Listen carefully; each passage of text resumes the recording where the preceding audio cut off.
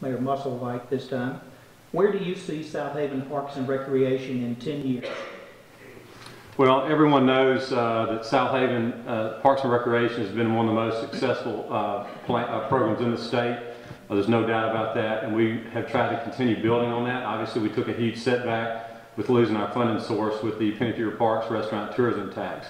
But there's ways that we can continue to do it. It obviously is going to slow progress down somewhat, but we'll continue to do that, because I know that you can't put the cart before the horse. You got to make your city economically attractive and improve your quality of life, and that's what brings business. That's what makes your city thrive.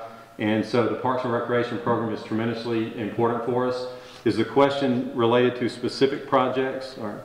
Question just said, where do you see the program in 10 years? Okay, generally I see the program continue to develop. Obviously, and I appreciate the opportunity to say Southaven, Mississippi is more than just baseball. We do things that make economic sense. The baseball operation at Snowden set the model throughout the state. It's unheard of, the progress that we've had there. But we'll continue moving on. We want to do the same thing with soccer. We've got tennis coming now. We want to do some things with girls volleyball, also indoor Greenbrook training facility. So we want to continue expanding on it and continue to be the leader in parks and recreation, not just in the state of Mississippi, but throughout the region. Well, I don't think that's a fair question.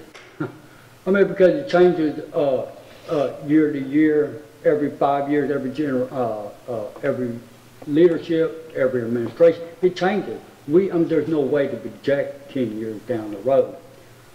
But what we would like it to be even more safer, be more cleaner, have more trash pickup sites, have police substation at every park with Skycop cam, where if citizens see suspicious activity, call police department. They could look on the cam, revolve that camera 360 degrees around, and see what's going on, and see if police cars need to be out there patrolling more, instead of them going out there, 3 or 4 of them going out there to a park and just sitting there babysitting the park.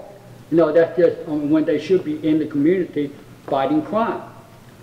So you know, there's things we could do to improve the parks, but we're heading down the right direction. I don't think there should be too much changes other than getting the funding. Mr. Henley?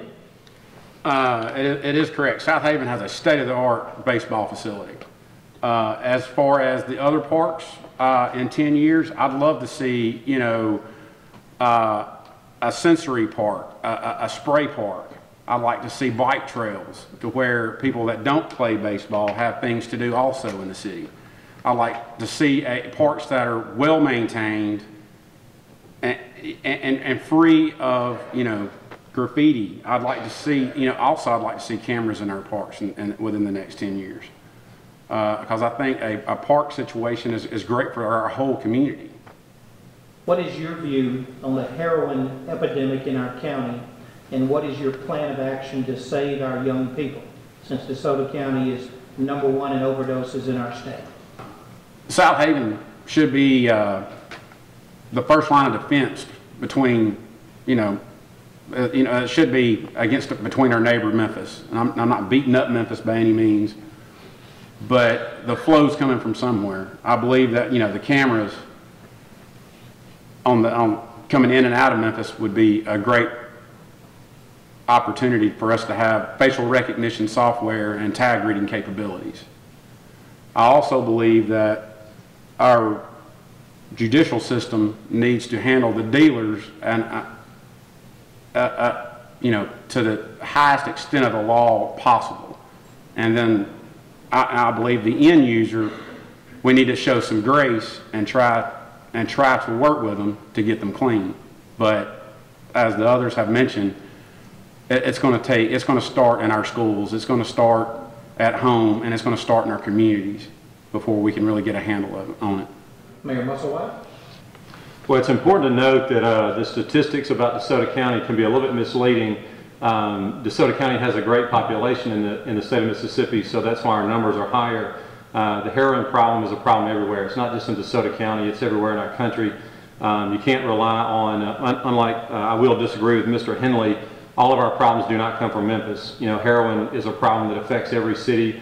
It comes in Southaven. We fight it from all of our borders, not just the northern border. I don't know how much cameras really help with that. Our police do a fantastic job.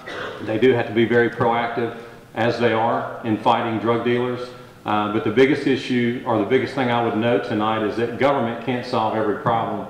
This problem starts at home, it starts in the schools, and I would just encourage parents, you know, to be the parent first and not your child's friend, and don't be afraid to say no. I mean, pay attention to who they're hanging out with, because this does not start at 17, 18. This problem starts at 12, 13, younger. And a lot of times we as parents don't pay attention, but pay attention to who your kids are hanging out with, because the problem can best be solved at home. When we convict someone and send them to prison for drug use or drug-related crimes, once they're released, the problem is we release them right back in the same environment we took them out of. Until we change the environment, you're always going to have that revolving door. And I learned this from a Texas sheriff when I was growing up. If you don't change the environment, you just have a revolving door. Because if we're going to take people and put them in treatment and spend all, I mean, I don't think people really understand how much it costs. It could be like $75,000 per person to put them through treatment. And the thing, to put them back in that same environment we took them out of, just so they could end up spending another $75,000 in treatment. We need to change the environment. And one of the things we can do is take the executive authority and tear down these drug houses as they come along. If they're declared a drug house, tear them down, because they're damaging for the community in property value, and they're damaging for future generations. It's just an epidemic within itself. Tomorrow night, and we'll have more questions and answers from the Southaven mayor's race. News you can use from your North Mississippi news source, DeSotoCountyNewsroom.com.